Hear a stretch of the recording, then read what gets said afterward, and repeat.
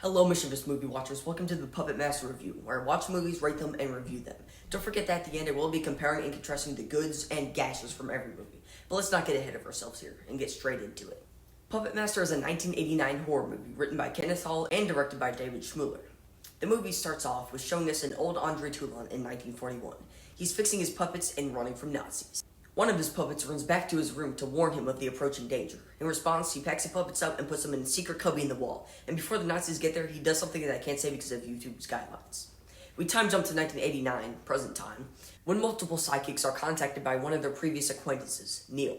They're telekinesis, of course. But these aren't randos. They all know each other from previous unspecified work. All of them being contacted, they go to the Bodega Bay Inn, the same place Toulon committed you-know-what. This is where they meet Neil's wife, Megan, and discover that Neil has also committed you-know-what. Before he died, Neil asked to be buried after his friends came to pay respects. But when doing so, Dana, one of the psychics, stabs Neil's body with a long needle to make sure he's dead. Of course, he is. Later at dinner time, Dana suggests that Neil only married for the money and wanted something hidden within the inn after Megan says that he suddenly stopped redoing the entire hotel.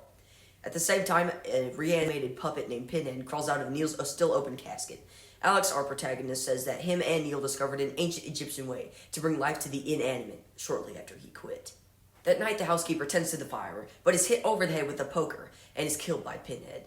Megan finds Neil's body moved from the casket into a chair, but he is still dead. Meanwhile, two other puppets named Tunneler and Leech Woman kill two other psychics. Tunneler drills into Carissa's head with his head, and Leech Woman just coughs up leeches very slowly onto Frank. Returning from a walk, Dana is attacked by Pinhead, who tries to strangle her.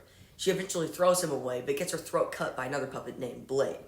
Alex joins Megan after having a vision of Neil obtaining the reanimation formula. They go downstairs to the dining room to find everyone's bodies around the table. Neil is now alive again and explains that he used Toulon's formula to become immortal and use the puppets to do it. Saying that he's done with the puppets, he throws one aside, causing them to get angry and kill Neil for real this time. The movie ends with Alex leaving the next morning and Megan bringing a stuffed dog back to life off screen. Now it is time for the goods and the gashes. The goods. It was a good idea. They have really good stop motion, and it is just one in a franchise. So if you want more lore on this, you can watch a whole bunch of them. I mean, right here I have 7 of them. The gashes. Pretty bad acting, very slow, and a lot of it is still left unexplained, which it's only one in the franchise. So overall, I gave Puppet Master a 75%. If you like this video, I do others like Killer Clowns from Outer Space and Friday the 13th. No, I don't only do horror movies, but that's what I'm doing right now. So until next week, this has been Movies and Mischief. Goodbye.